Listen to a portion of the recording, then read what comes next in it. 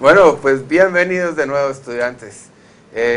Vamos a continuar hoy con nuestras videoconferencias, ¿no? Entonces, bueno, hoy vamos a abordar un tema que va a ser, digamos, nuestro punto de inicio para la parte final de nuestro curso. Vamos exactamente en la mitad. Esta es nuestra videoconferencia 7, de la semana 7. Entonces, bueno, pues vamos a estar en esto. Vamos a empezar hoy a trabajar en un tema muy importante, en el que terminaremos hablando de la contemporaneidad y de la ética en la empresa particularmente, ¿no? Hoy de nuevo nos acompaña un invitado que ha sido clave dentro de estas sesiones, ya hace parte de nuestro curso oficialmente, y es el profesor Alexander. El profesor Alexander, bueno, muy gentilmente ha querido colaborarnos de nuevo en estas sesiones.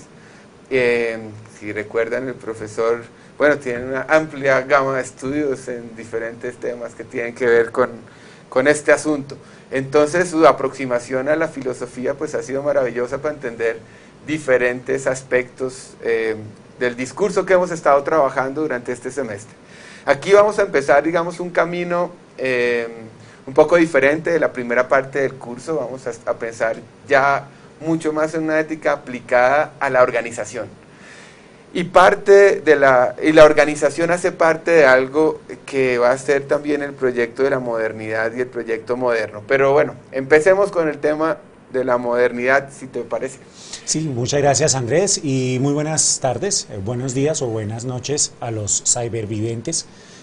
Estamos acá con el profesor Andrés discutiendo sobre algunos temas bien interesantes referentes a la modernidad y al discurso moderno, porque casi siempre existe como una discusión sobre en qué momento comienza la modernidad y en qué momento termina la modernidad. Entonces parece como que hubiese dos acontecimientos, más uno histórico y otro de hechos, ¿no? Entonces uno dice, no, miren, la modernidad comienza en algún punto después de la Revolución Francesa. Otros dicen, no, la modernidad comienza mucho antes, en el siglo XVI. Otros dirían, miren, no, la modernidad va a comenzar con el cambio de la perspectiva heliocéntrica de la geocéntrica a la heliocéntrica, es decir, que la Tierra es el centro y ahora el Sol es el centro. Digamos que las revoluciones científicas. Entonces, justamente esa discusión en la que estábamos con Andrés nos dirige a que pensemos el espíritu de la modernidad. ¿En qué momento comenzaría el espíritu de la modernidad? Además, porque filosóficamente hablando, la modernidad debería comenzar en el siglo XVI. Muy bien. ¿Por qué en el siglo XVI? Bueno, porque pues por toda la gran cantidad de situaciones que hay en el siglo XVI. Es, por un lado, las guerras de religión del siglo XVI. Claro. Gutenberg decide readaptar la imprenta china y hace la imprenta. Y entonces Gutenberg traduce la Biblia del latín a una lengua vernácula, al alemán. Y este pequeño cambio que pareciese que es una cosa así como muy pequeña, es una revolución gigantesca, ¿no? Por supuesto. ¿Por qué? Porque ahí es donde uno dice que ya el conocimiento, yo no necesito un intermediario para llegar al conocimiento de Dios, sino que cada persona puede tener una interpretación individual de lo que es Dios. Esa sería como toda la ola protestante. Y las guerras de religión del siglo XVI polarizaron al mundo, ¿no? Porque entonces por un lado estaban los católicos y su visión de mundo y su significado de el hombre es un instrumento de la voluntad de Dios, y en el otro lado está el protestantismo. El protestantismo que nos lleva? Pues nos lleva a que cada uno es artífice de su propio destino, pero siguiendo las instrucciones de Dios. Igual el protestantismo todavía tiene a Dios dentro de la estructura. Entonces, de alguna manera, acá podríamos pensar que están las guerras de religión del siglo XVI, está la explosión. Imagínate que hay librotraficantes en esta época. Entonces la gente, claro, entonces la gente trafica libros porque son libros prohibidos, porque ya el conocimiento ya no solamente está dado o no por aquellos que puedan aprender griego o latín, sino por las lenguas vernáculas, el alemán, el inglés, el español, y surge un momento muy interesante que va a desencadenar todo el espíritu de la modernidad, Andrés, y cybervidentes, que es el escepticismo moderno. Muy bien. Que corresponde al pensamiento, ¿no? Al tema de la razón particular, al no creer. Claro, claro. Digamos que digamos, voy a ponerlo de una manera coloquial, a no tragar entero, ¿no? Es, bueno, está bien, yo quiero creer, pero muéstreme otras cosas, ¿no? Okay. Y acá surge un tipo que es un poco desconocido, francés, de apellido Malebranche. Se escribe Malebranche. Ajá. Y Malebranche es el que traduce los textos de Pirrón. Okay. Y Pirrón es el padre del escepticismo clásico. Y entonces Pirrón nos lleva a pensar que uno debe poner en duda todo y llevar al extremo la duda. Ese sería el escepticismo. Okay. El escepticismo es, yo no estoy comiendo entero, por favor, muéstreme pruebas fehacientes de lo que está sucediendo. Entonces, quiero que se imaginen ese siglo XVI lleno de dudas. Okay. Ese siglo XVI donde uno dice, uy, yo estoy creyendo en Dios, pero también estoy creyendo en este nuevo método, el escepticismo muy fuerte, crece como una ola, no necesariamente una ola verde, pero crece y bueno, y ahí nos lleva a dónde nos lleva. Nos lleva a que los científicos y todo el panorama intelectual de la Francia del siglo XVI se vuelve escéptico. Muy bien, es un poco que todo lo que era sólido se ha desvanecido en el aire. Lentamente, ¿no? Claro, aunque bueno, eso también va a ser el tema de nuevo de la crisis de la modernidad, ¿no? Que los sólidos se desvanecen en el aire. ¿Cuáles son las características de la modernidad? Yo quiero ponerle límites a lo que no conozco. Muy bien. Buscar las mega reglas, las grandes leyes. Entonces, ¿qué leyes estoy buscando? Pues esas son las leyes que están dadas por la ciencia, por la costumbre, por el conglomerado social. Bueno. Y ese espíritu se lleva a, yo tengo que dudar de todo lo que antes consideraba como certero, la ley absoluta. Entonces, ahí es donde aparece Descartes. Sí. René Descartes, para nosotros los hispanoparlantes. Muy bien. Descartes, ahí viene, bueno, acá aparece la filosofía moderna y son pues 400 años. Sí. Es un montón, ¿no, Andrés? 400 años que según, digamos, las fechas que uno ve en algunos textos van del 1600 a lo que podría ser el año 2000. Más o menos, y digamos que ahí está la discusión, porque algunos dirían que la crisis de la modernidad 1500 y que luego avanza hasta la Segunda Guerra Mundial o el periodo entre guerras, otros dirían que es hasta la caída del muro de Berlín. Sí. Digamos que el gran proyecto moderno, nosotros somos los hijos del proyecto moderno. Sí. ¿Cuál es el proyecto moderno? Grandes reglas. ¿Cuál es el proyecto moderno? El progreso. Claro. Somos hijos del progreso. ¿No? Es ni un paso atrás, siempre adelante, porque el futuro es para allá. Claro, y la industria y la revolución industrial posterior también llevarán a esta bandera del progreso a confines del mundo, además, ¿no? Y además porque son 3 revoluciones industriales y cada revolución los va a llevar a un lugar aún más indeterminado por ese afán del progreso. ¿Qué otra característica tiene? Estas son la característica de la ley, del espíritu de la ley, ¿no? La ley debe ser estricta, uno debe cumplir el fundamento general, debemos cumplir los 3 fundamentos que luego van a aparecer con Montesquieu, ¿no? de la tripartición del Estado y que va a dar origen a todo lo que sucedió aquel 14 de julio de 1789. Claro, que es como el momento culmen donde la modernidad dice, bueno, aquí estoy, históricamente hablando. Entonces ahí está por el lado Malebranche, y Malebranche, el espíritu moderno, nos van a llevar a pensar en una serie de filósofos, o pensadores, que están pensando lo mismo. ¿Qué es lo que están pensando? Están tratando de dar respuesta al significado del mundo. Entonces hay una pregunta básica, Andrés. La pregunta es, ¿el mundo externo existe? Es una pregunta brava, es una pregunta un poco marihuanera, yo lo sé, porque es difícil, pero luego ahí vienen las 2 respuestas. Está la respuesta del racionalismo y está la respuesta del empirismo. Del empirismo, ¿no? bueno. Entonces, pero para poder ir ahí, como dice Jack el Destripador, vamos por partes. De acuerdo, como dijo el descuartizador. Sí, señor. Entonces, tú nos has lanzado ya algunos nombres que generan cierto ruido porque no los conocíamos, porque no los habíamos de pronto oído y no habían aparecido en este relato que llevamos haciendo fragmentado. Yo les quiero invitar y quiero invitar a Alexander digamos, a que nos aproximemos a ciertos autores a partir de algunos datos que tenemos aquí preparados con la ayuda de nuestro PowerPoint.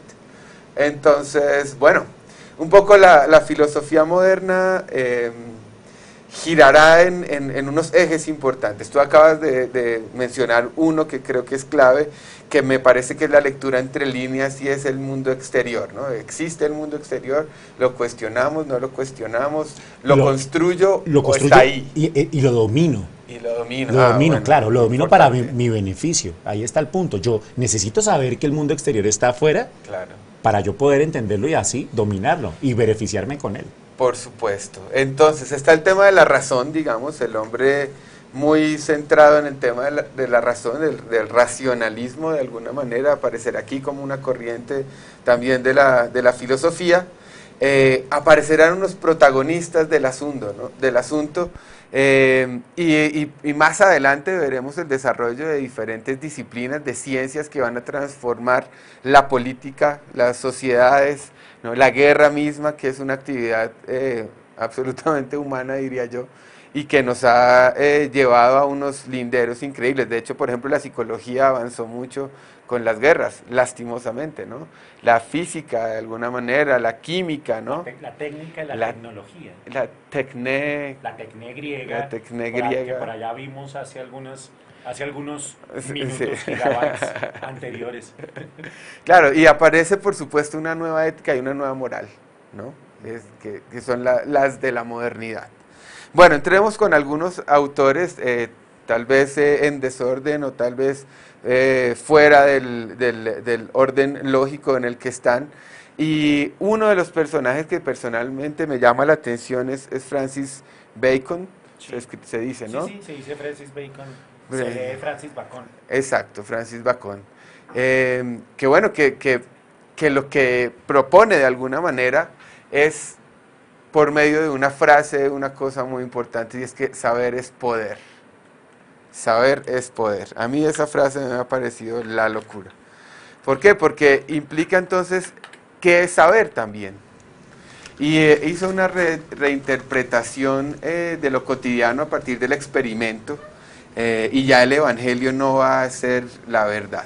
La verdad va a también tener que ver con la experimentación. Claro, la experimentación digamos que el método de Bacon va a ser el método de poder experimentar. Yo no debo tragar entero, sí. y mi método se va a convertir en un método de observar y experimentar. Quiero retornar un poco justamente al conocimiento científico de los antiguos, así que a donde voy es, bueno, observemos, experimentemos. Y Bacon, yo creo que Bacon es el abuelo de la modernidad. Si quisiéramos ponerle esa idea genealógica, sí. Bacon es el abuelo de la modernidad, Descartes es el padre de la modernidad, y los hijos de la modernidad son el racionalismo, el empirismo, Hobbes, Locke, Berkeley, sí. Hume, y luego el idealismo alemán, sí. Hegel, Kant, Hegel, Marx, Engels, y el vitalismo nietzscheano, que ya es digamos que es el primo odioso que no es invitado a las fiestas, sí. Y que siempre llega a decir las verdades. Y que fundó, siento yo también, que hace parte de esa tradición que al final será el existencialismo, ¿no? Claro, que luego va a reinterpretar el mundo moderno a partir de Sartre. Claro. Y todas las ideas existencialistas, ¿no? Pero comencemos con el muchacho Bacon. Algunos dicen que Bacon era Shakespeare, ese es el hush-hush. Que Bacon era Shakespeare porque escribía muy bien y que tenía ahí como un seudónimo, pero pues este es un chisme de corrillo. Pero Francis Bacon nos da las bases de la experimentación moderna, nos habla de que no debemos afirmar cosas sin tener una experimentación. Bueno, maravilloso. Y hay un tema que me llama la atención y es el tema primero que identifica que parece que los humanos estamos dispuestos al conflicto. Reconoce el conflicto como un tema muy humano y que está dentro de un poco de lo que sucede cuando se empieza a interactuar en el ser humano. Y también afirma un poco que nosotros, los seres humanos, tenemos una tendencia a la carencia de autorregulación, entonces que hay que imponer un sistema de normas que ayuden a controlar el asunto, ¿no? Y ahí vendría entonces todo nuestro concepto de la ética, ¿no? Porque la ética vendría como una herramienta para poder poner esos límites, como poner la rienda a ese impetuoso, ese impetuoso ser humano, al mono desnudo que va corriendo de un lado a otro y que tiene que ser regulado. Algunos dicen que ese es el primer psicólogo experimental, ¿no? De pronto sale el mono corriendo por ahí. Que es el primer psicólogo experimental, empírico, ¿no? El que observa y el que dice, bueno, y si hacemos algunas cosas y si pensamos al ser humano en una situación diferente, ¿qué pasaría? ¿Cómo cambia el asunto? Etcétera, ¿no? Bueno, después... Además, mira la fecha y además los invito a que vean la fecha. Bacon vive entre el 1561 y el 1626, es decir, donde está el sabor, donde está todas las guerras de religión del siglo XVI, donde España es el imperio.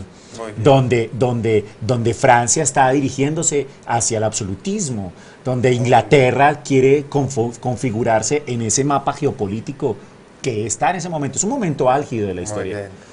Un momento importante entonces el de Francis Bacon. Como ya vieron, tenemos una selección muy importante de filósofos.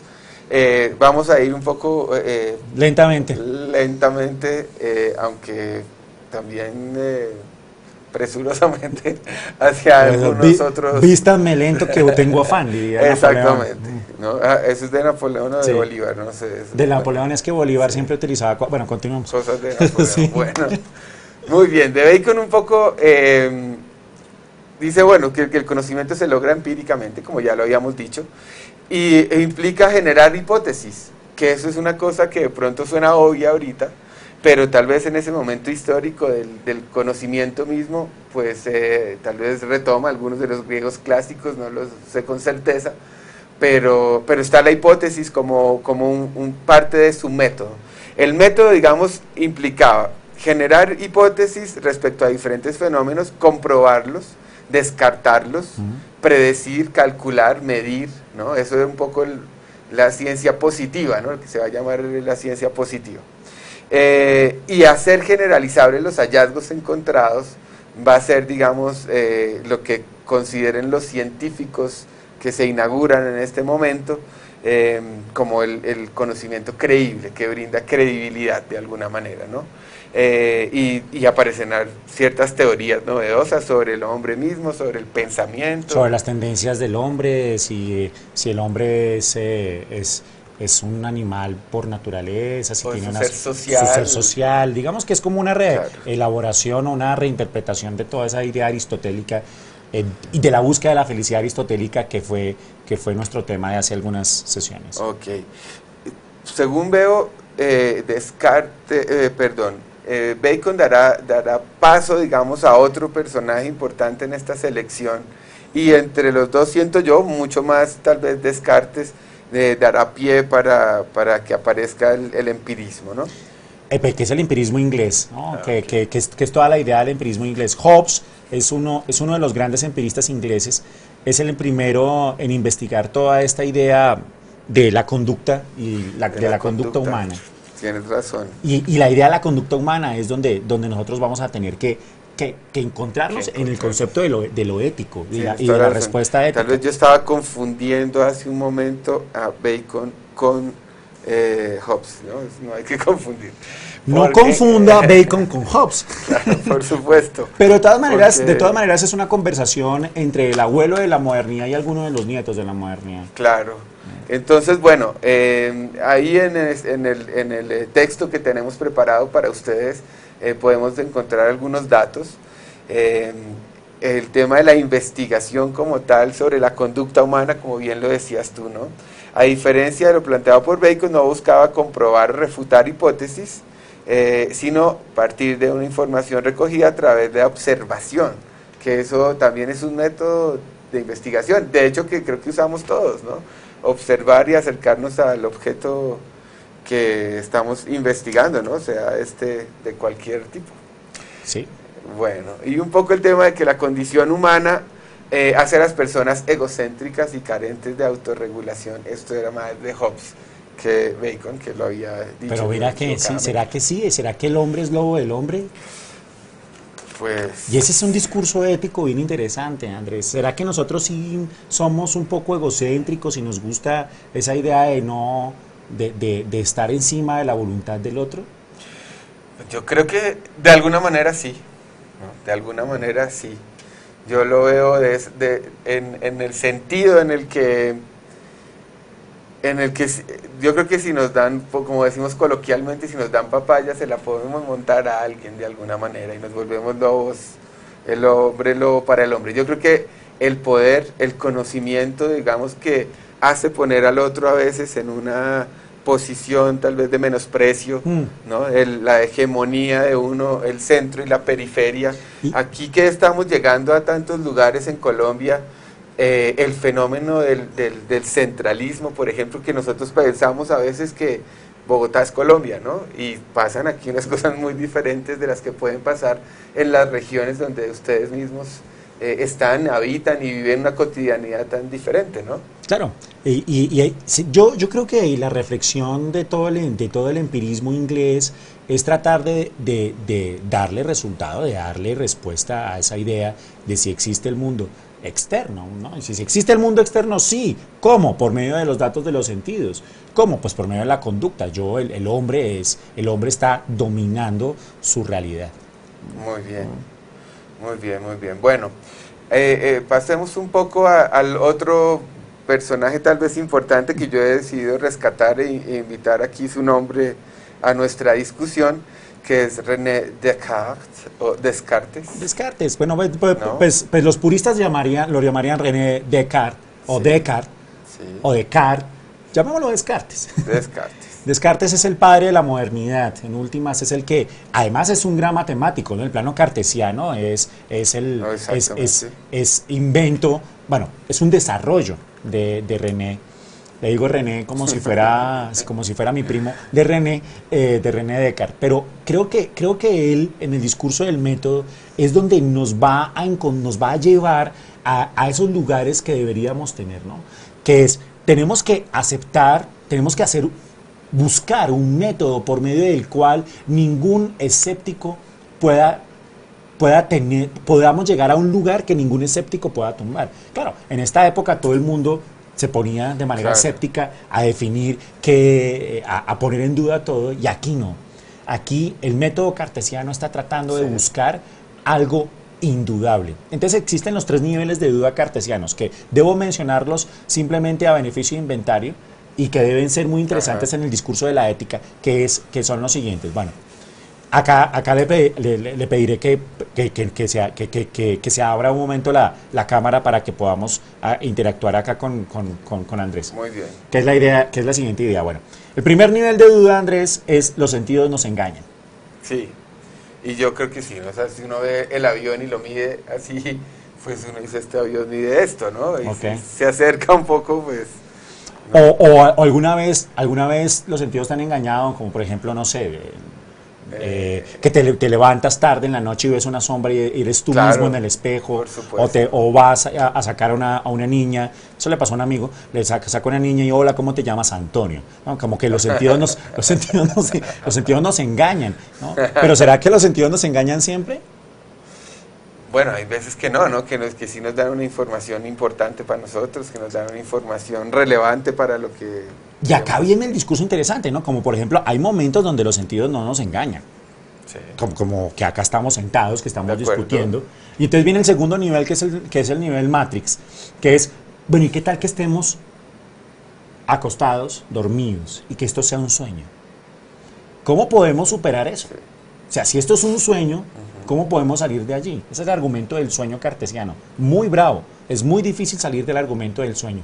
La única manera de poder salir del argumento del sueño es con las verdades matemáticas. Okay. Estando despierto o estando dormido, 2 más 2 es 4. Y un triángulo es un triángulo. Así yo esté soñando lo que sea, si yo estoy soñando con los números del baloto, son números. Sí. ¿No? Pero existe el tercer nivel de duda, que es el genus malum, que es en latín, voy hacia el tablero, el que es el genio maligno. El genus malum. El genio maligno. Sí.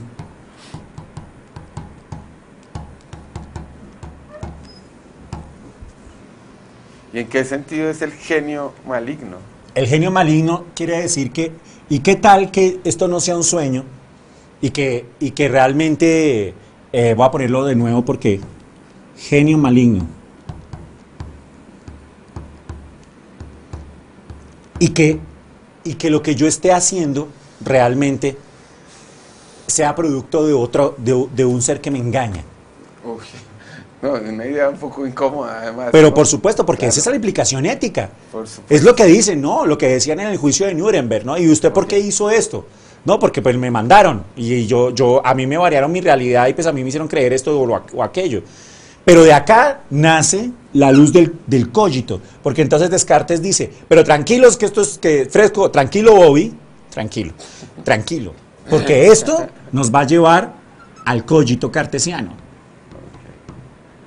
No confundir, ¿no? No confundir, es cogito. Cogito, acá tengo que hacerlo más grueso para nuestro generador. Exacto, que es toca borrar el cogito. Cogito. No, tampoco funcionó. Creo que nos toca escribir desde... Sí, el tablero es mañoso, ¿no? Es un tablero mágico. Es el tablero mágico. Tablero del tablero mágico. Bueno, vamos a ver si lo voy a ver. La tercera es la vencida. Mira, bueno, listo, ahora sí. Ergo sum. Significa pienso luego existo, pienso luego soy o pienso luego estoy. Entonces estábamos diciendo que no hay que confundir cogito con otras cositas. Aunque también es lo mismo, ¿no? pero a donde voy es, bueno, esa es la verdad indudable que está buscando Descartes. Claro. Precisamente es el tema, tu preocupación por la verdad. Por la verdad, que es yo pienso, y si pienso, yo existo. Perfecto. Pero entonces viene un punto. Bueno, tú piensas, Andrés. Sí. ¿Tú piensas? Eso ¿Tú existes? Sí. ¿Tú existes? Listo. ¿Cómo sabes que yo existo? Porque te veo, te reconozco. No, los sentidos nos engañan. Entonces, tal vez yo sea un sueño tuyo. Okay. Muy bien. O tal vez un genio maligno te pone aquí y yo de pronto soy un dragón o lo que tú quieras. Entonces, el punto es, ¿cómo yo sé que fuera de mí, existe un pensamiento que piensa? ¿Cómo sé que fuera de mí hay un pensamiento que piensa? Por el diálogo. Claro, porque sí, o sea, te encuentras con alguien que puedes intercambiar ideas, te transforman unas. O por la costumbre. Okay. Las buenas costumbres, por la ética. Por la ética. Un discurso ético. El control social, de alguna manera. Por supuesto. Entonces, esto era lo que estaba buscando Descartes. Pero entonces, esto los empiristas dicen, pero hermano, usted se quedó solamente con las ideas. Ajá. Yo creo que no, yo creo que la única manera de poder acceder al mundo es por medio de los sentidos. Entonces ahí está el empirismo inglés. Okay. Entonces, este es el racionalismo francés. Sí. Y el racionalismo francés nos va a llevar, el punto más alto del racionalismo francés es Rousseau. Okay. Que es el deísmo. Esta es una palabra para los cócteles, para nuestra gente. Voy hacia el tablero de nuevo, que es el deísmo.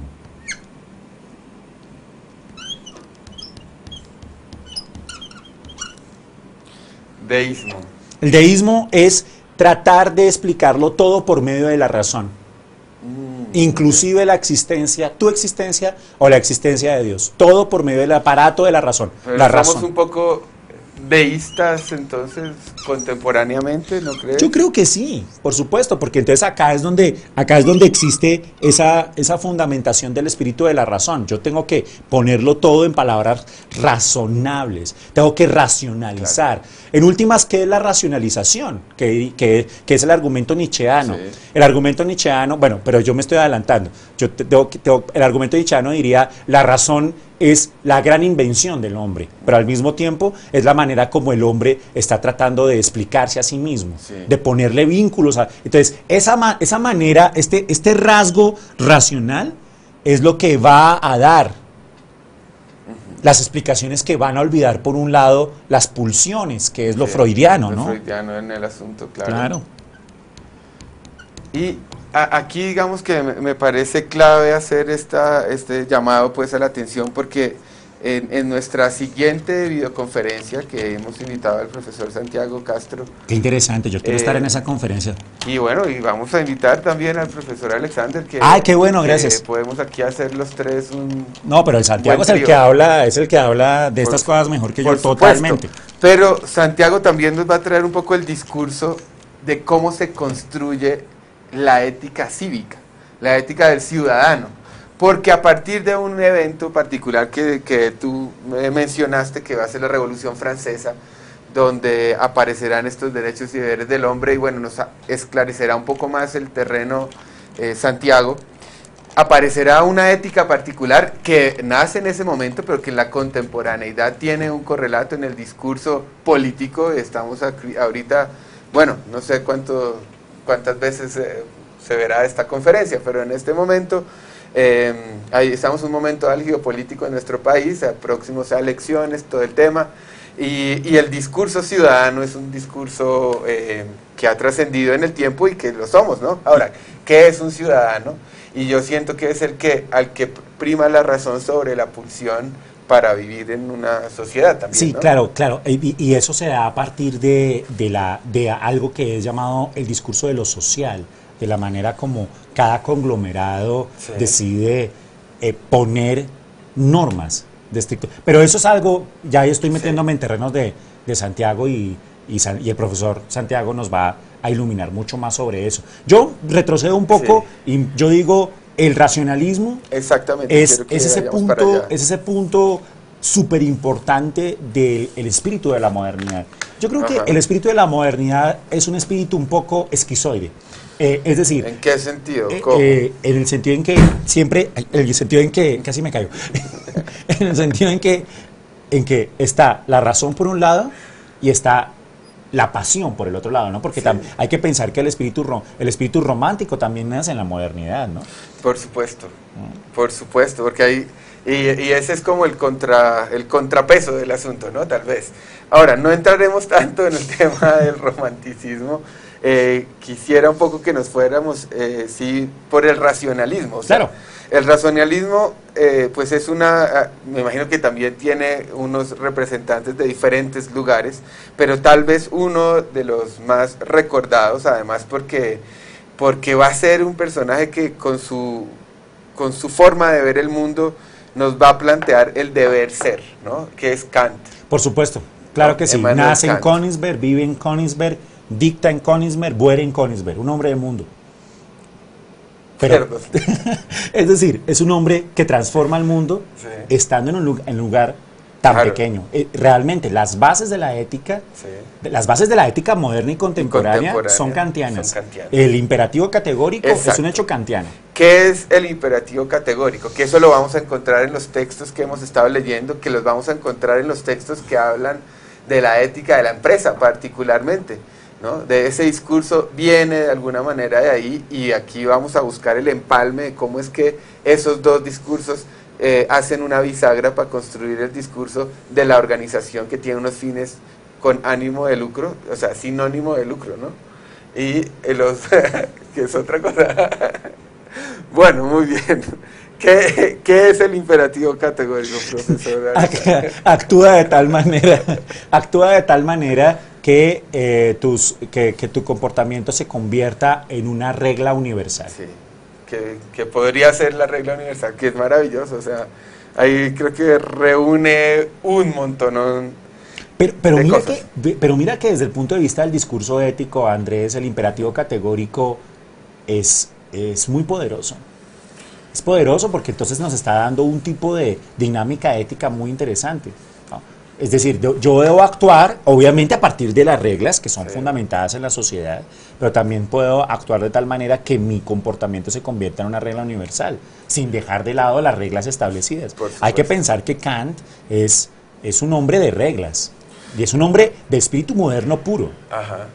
Claro, que cree en la norma, ¿no? Claro. Como el regulador principal también, ¿no? Kant, digamos que inaugurará un momento también particular, ¿no? Que es este racionalismo, que posteriormente también se cuestionará, ¿no? La razón que crea monstruos, ¿no? Sí. Como lo pintaría de alguna manera Goya en uno de sus grabados, la razón crea monstruos. O el Leviatán. ¿El Leviatán de quién es? Ese espíritu de la, creo que es de Hobbes. De Hobbes. Creo que es de Hobbes, que dice ese ser que está allá arriba. Obviamente estoy llevando al extremo el Leviatán de Hobbes, porque el Leviatán es otra cosa. Seguramente el profesor Castro hablará en algún momento en la consecución del Leviatán hobbesiano.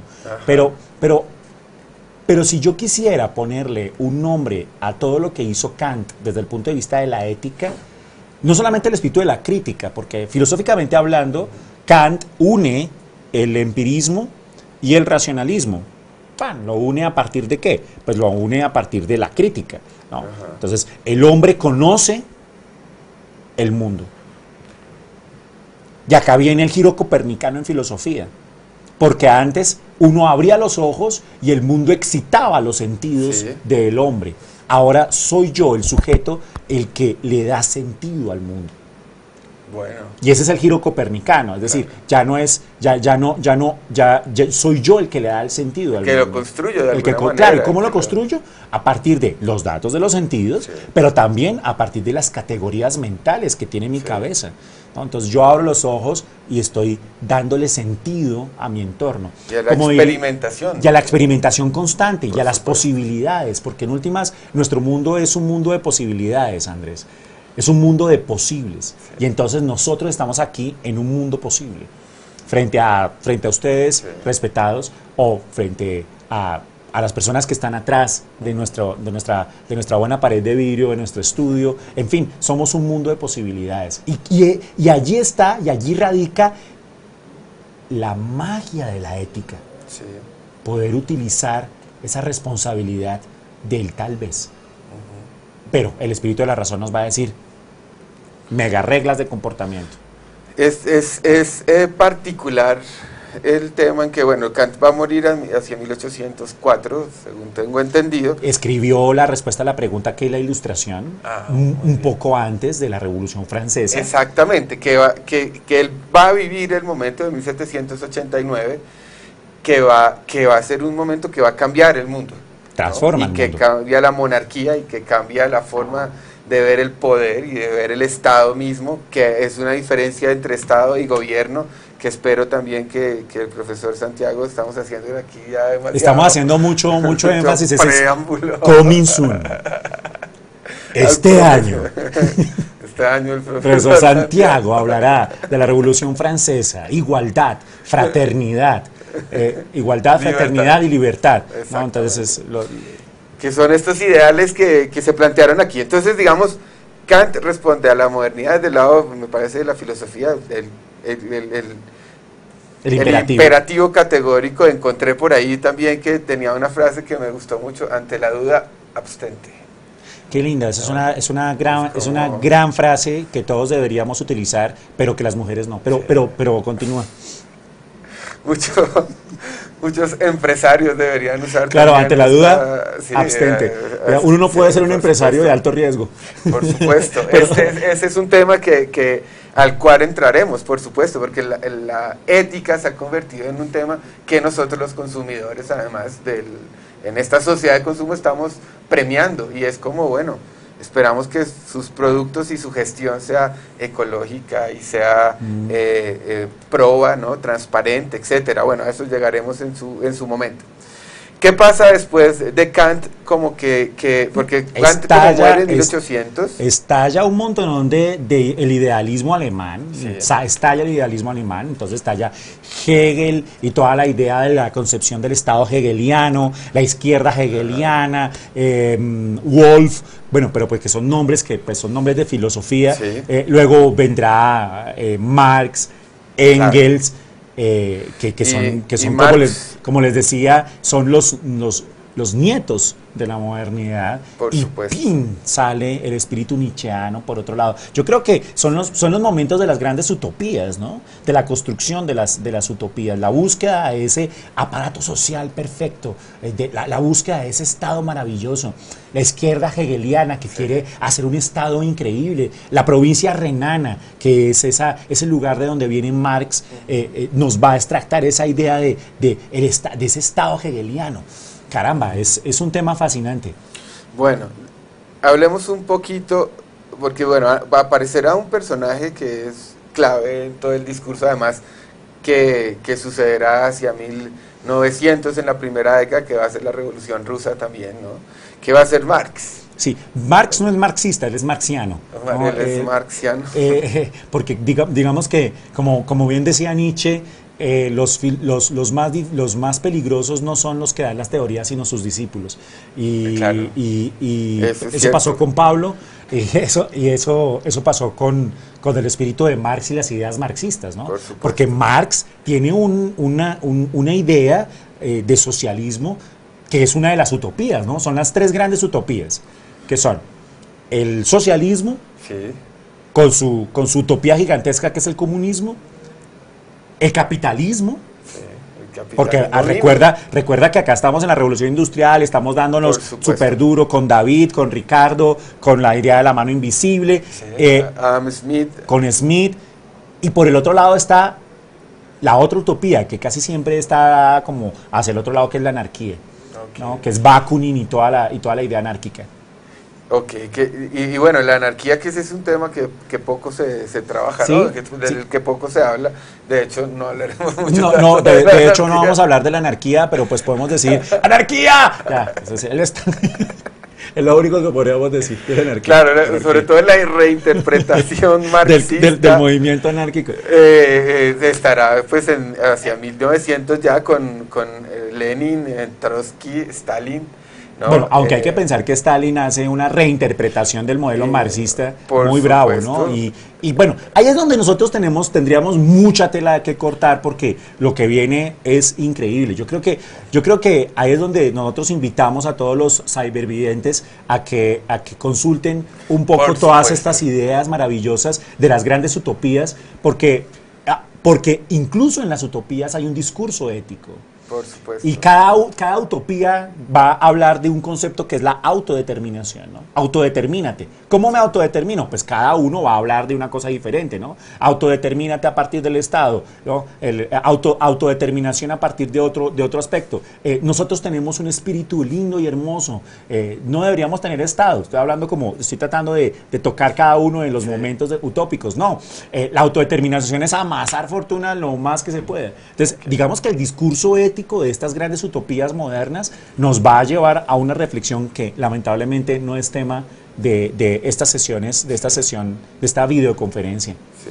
Pero yo creo que deberíamos detenernos un poco más adelante, ¿no? Porque existiría como una rama existencialista por acá y también existiría otra rama, que es la rama del vitalismo. O sea, por este lado está Sartre y sus muchachos, sí, y por este lado está Nietzsche y sus muchachos. Exactamente. Bueno, ya que acabas de mencionar uno de los personajes que va a ser como bueno, dentro del tema del existencialismo, que este es otro, tal vez la última corriente que reconozco yo más en la literatura que en la filosofía como tal.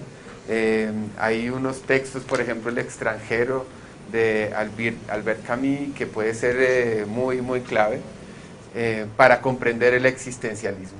Bueno, hay una reinterpretación, como estábamos diciendo, de la política planteada por Marx, por tres particulares personajes que son Lenin, Trotsky y Stalin. Esto va a ser la Revolución Rusa, que va a ser una revolución de obrera en el sentido de la clase obrera, clase trabajadora, por supuesto, Y la clase trabajadora nacerá es en la revolución industrial, ¿no?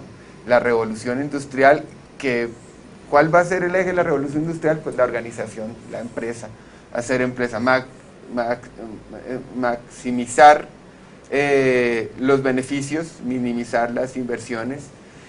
Habrá unos personajes claves ahí como Henry Ford y pues en su fábrica de automóviles. Estarán en Francia, por ejemplo, comenzarán un poco más tarde Citroën y Renault. Y bueno, y estará todo el movimiento obrero que se dará en Europa y que generará riqueza, que esa es parte también de nuestro tema aquí, la riqueza y la ética, ¿no? Sí, la acumulación de riqueza. La acumulación de riqueza. Que es el capitalismo salvaje, que es como la respuesta a ese espíritu que luego Nietzsche llama como las fuerzas que están, que cada vez en la historia siempre hay una fuerza dominante y dominada, y a medida que va avanzando la historia, nosotros vamos interpretando fuerzas dominantes y dominadas, que siento que es un tema fascinante. Y Camus, que es este espíritu existencialista, nos va a mandar a reflexiones sobre, hay que tener una reflexión sobre el espíritu de lo humano. Claro. Mira que nos estamos racionalizando mucho. Claro. Y la razón nos está mandando a reflexionar en torno a, hola, ¿será que somos netamente razón? También hay un espíritu dionisíaco. El dios Dionisios, ¿no? Claro. El espíritu de la pulsión, el espíritu del sentimiento. Entonces, esa modernidad ya empieza, como estaba diciendo yo, esa idea esquizoide, esa idea que se separa una de otra cosa, la pulsión y la razón, lo dionisíaco y lo apolíneo. Apolo, dios de la razón, Dionisios, dios de la sinrazón. Claro, ese es un buen complemento que algún pintor me parece que refleja en su obra. Bueno, no recuerdo el pintor, pero estará aquí. Santiago, el profesor Santiago nos hablará de ese pintor. Nos hablará de este pintor, por supuesto, en su amplio conocimiento de la pintura existencialista. Bueno, muy bien. Este personaje, Nietzsche, ¿no? Como habías dicho tú, no confundir con el grupo de salsa. Sí, no hay que confundir Nietzsche con Nietzsche. Exactamente. Bueno, Nietzsche, ¿qué es lo que va a poner aquí en lo que podríamos llamar como el tema de la filosofía moderna, que nos llevará, por supuesto, a la ética? ¿Y qué ética es la que propone también Nietzsche? Sí. ¿Y cómo sería su relación con la ética, tal vez, de la empresa particular? Porque ya Nietzsche es un tipo que ya está viviendo a finales de 1800, ¿verdad? Sí, así es. Entonces ya está viniendo un siglo que va a ser el siglo de las transformaciones, ¿verdad?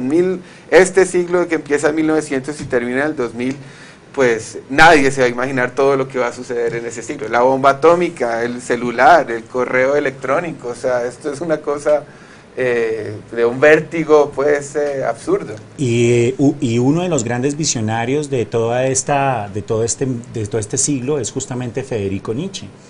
Nietzsche es filólogo alemán, y la malinterpretación del espíritu debo decirlo, la malinterpretación del espíritu de la voluntad, del espíritu del superhombre, de la voluntad de poder nietzscheana, va a ser las interpretaciones del nacionalsocialismo y toda la vertiente de esa utopía que luego se va a convertir en el nacionalsocialismo de Hitler. O sea, el tema del nazismo. Del nazismo. Como para de pronto hablar. Pero Nietzsche, más que una mala interpretación, lo que hace es el espíritu de la vida, ¿no? Hay que buscar el espíritu vivo. Hay que dejar de lado esa idea netamente racional y también dedicarnos a las pulsiones. Y Nietzsche nos habla de una cosa maravillosa que sería muy interesante observar en el campo de la ética, que es la genealogía de la moral, que en últimas es el concepto básico, ¿no? La genealogía de la moral es esa idea de que la palabra bueno, la palabra malo, son palabras que han sido construidas a partir de la costumbre, las circunstancias por medio de las cuales se utilizó la palabra bueno, o las circunstancias por medio de las cuales se utilizó la palabra malo. Vuelvo a mis clases de griego un momentico, al tablero, y ahí con eso ya terminaré seguramente mi intervención, sí. que es la expresión kalos, kalágatos griego, ¿no? Kalos y ágatos. Kalos y Agathos, los bellos y los buenos. Entonces recuerda que Nietzsche dice que hay dos clases de seres humanos, siempre, que son los dominantes y los dominados.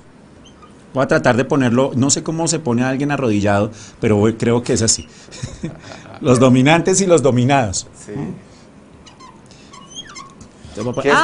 Que esto va a estar muy en el discurso posterior del análisis del tema del subalterno. Claro, claro que sí. Entonces, él dice Nietzsche que nosotros, que este hombre, que es el dominante, es la casta guerrera. Y los dominados, pues es la casta, pues, que no es casta, realmente son los esclavos. Y que cada uno tiene una moral distinta. Está la moral de los dominantes. ¿Y cómo se definen los dominantes? Los dominantes se definen a sí mismos como Kalos Agathos. Es decir, yo soy bueno y yo soy bello. Somos lindos, somos bellos, somos chicos del moderno. Mientras que acá está la otra. Muy bien. Que es la moral de los esclavos. Pero ¿de dónde viene la moral de los esclavos? No viene de ellos mismos. No, no, no. ¿De dónde viene? Del de acá. Es decir, él es diferente. Claro, él es diferente de mí. Y como es diferente de mí, es el cacos. De ahí viene la expresión. No sé, pero algunos dicen que sí, pero yo quisiera decir que no. El cacos significa el malo. El oscuro. Entonces este es malo, este es feo. En cambio este hombre es bueno, es bello, es virtuoso, este es malo. ¿Hasta cuándo se mantiene esto? Okay. Hasta cuando viene la casta sacerdotal. Porque como estos hombres son aptos para el combate, sí, los dominantes, pasa algo. ¿Los dominantes o los dominados? Los dominantes. Los dominantes son aptos para el combate, porque son físicamente aptos para el combate. Mientras que los otros, pues no son aptos para el combate. Pero pasa el tiempo. ¿Y qué sucede? Nacen dentro de ellos unos hombres que son débiles físicamente. ¿Qué hacemos con ellos si no son aptos para el combate? Entonces los ponemos acá. Y estos son la casta sacerdotal. Okay. Estoy hablando de Nietzsche, la genealogía nietzscheana, ¿no? ¿Y la casta sacerdotal qué dice? Pues la casta sacerdotal está imperando no el físico, ellos imperan con el físico. Mientras que ellos imperan el alma, el intelecto. Ahí ya parece que no está no está. Intelecto. Y voy a poner intelecto. ¿Y si cambiamos al negro? Voy a cambiar al chico negro. Intelecto. No. Bueno, el intelecto.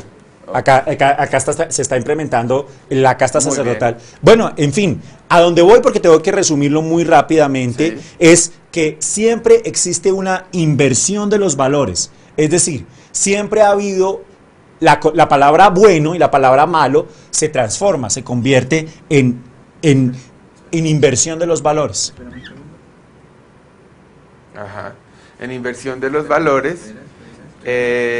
Y bueno, obviamente, claro, es como la tensión, digamos que podría ser inmanente a cuando hay una posición X y se le pone un correlato que trata de tumbar esa posición, de cuestionarla, de que salga otra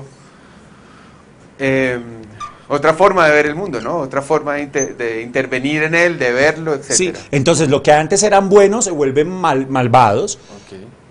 Y los que antes eran malos se vuelven buenos. Bienaventurados los pobres, porque de ellos será el reino de Dios. Es una inversión de los valores y lo da la casta sacerdotal. Entonces lo que va a decir Nietzsche, que ahí viene la mala interpretación nietzscheana, es que si yo hago una línea en la historia, cada momento de la historia lo que hay es una lucha entre dominantes y dominados. Entonces la antigüedad iría hasta el cristianismo, y en el cristianismo hay una inversión de los valores. ¿Y hasta cuándo la inversión de los valores? Hasta el Renacimiento, y en el Renacimiento, siglo XV y XVI, va a volver otra vez los valores nobles. ¿Hasta cuándo? Hasta la Revolución Francesa, 1789. ¿Hasta cuándo va? Hasta la explosión de la primera revolución industrial, es decir, el siglo XIX, acá lo puse mal, XIX.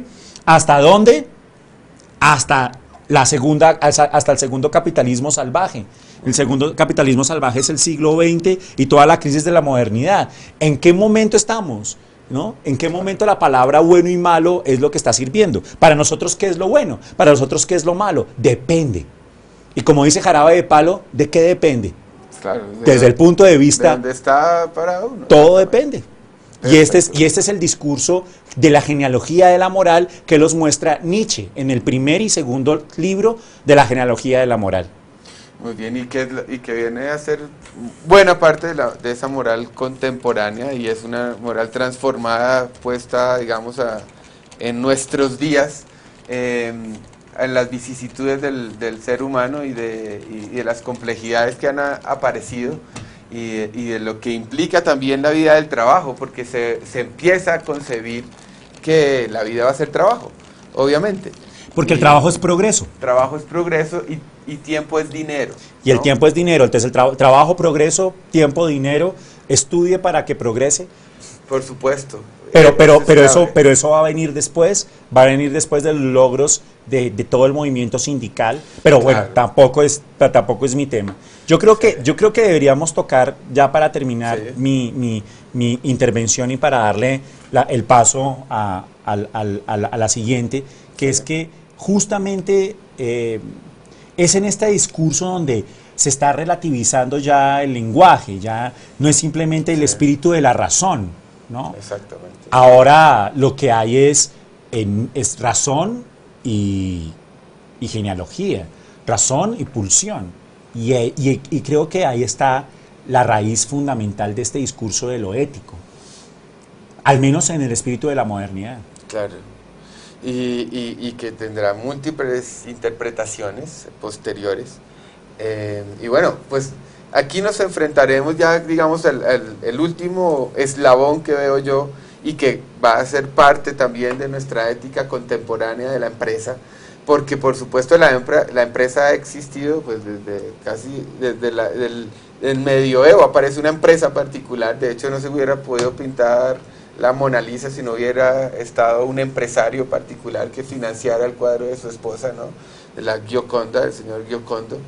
Bueno, y bueno, aparecerá, la empresa siempre nos ha acompañado, pero la organización por supuesto va a transformarse, porque el ser humano se ha transformado en estos siglos que han pasado, y con el racionalismo y el empirismo aparecerán unas nuevas industrias además, ¿no? Y una nueva forma de ver al mundo. Esta nueva forma de ver al mundo, como para, digamos, hacer una diferencia de lo que va a suceder en nuestro curso de aquí en adelante, porque nos centraremos particularmente en el tema que trabajaremos con el profesor Castro, que es la ética cívica contemporánea. Hablaremos después de la ética empresarial como tal, o sea, de ese concepto, donde viene, qué fue lo que sucedió con eso. Hablaremos de casos frente al asunto. Y por último, el último grito de la moda empresarial, administrativa, que es la responsabilidad social empresarial, que es todo un concepto, y que existe responsabilidad social en la universidad, por supuesto, y responsabilidad social universitaria. ¿De dónde sale ese concepto? ¿Qué es valor económico? ¿Qué es valor social? Y ya entraremos, si ustedes lo perciben también, a ver algunos conceptos que son bisagra con otras disciplinas, ¿no? Bueno, yo siento que el último momento histórico, filosófico, contemporáneo que aparece acá desde la literatura, sobre todo, es el existencialismo, que lo vamos a ver claramente en Francia, particularmente con Jean-Paul Sartre y Albert Camus, en cuanto a que cuestionan mucho el sentido de la vida, ¿no? Esto en la posguerra, ¿verdad? Bueno, y entonces... Claro, porque es la crisis de la modernidad, ¿no? La crisis de la modernidad es nosotros, los hombres de la modernidad, los hombres del discurso de la izquierda hegeliana, los herederos de la izquierda hegeliana, los grandes estados. Yo creo que van a pecar un poco de esa soberbia moderna. Nosotros somos el punto más alto. Claro. Ya hemos dejado la barbarie, pero como va a decir Walter Benjamin, el gran filósofo que va a morir en la frontera, perseguido por los nazis, todo acto de barbarie es un acto de cultura, ¿no? Entonces, de alguna manera el espíritu de la modernidad va a entrar en crisis porque llega la Primera Guerra Mundial y luego vendrá la Segunda Guerra Mundial, que es, vean ustedes que aún tenemos el espíritu de la barbarie, claro. ¿no? Ya, civilización No y barbarie, supera, ¿no? Ya pues. aún no se ha superado y tal vez por eso vendrá un discurso ético civil mucho más profundo.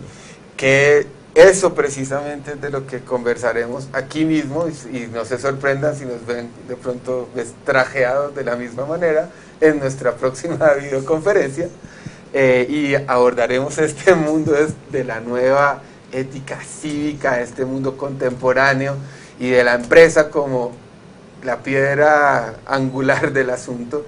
Además, mira que ha pasado una cosa, y es que ya dicen que a varios autores que el núcleo de la sociedad ya no es la familia, sino es la empresa.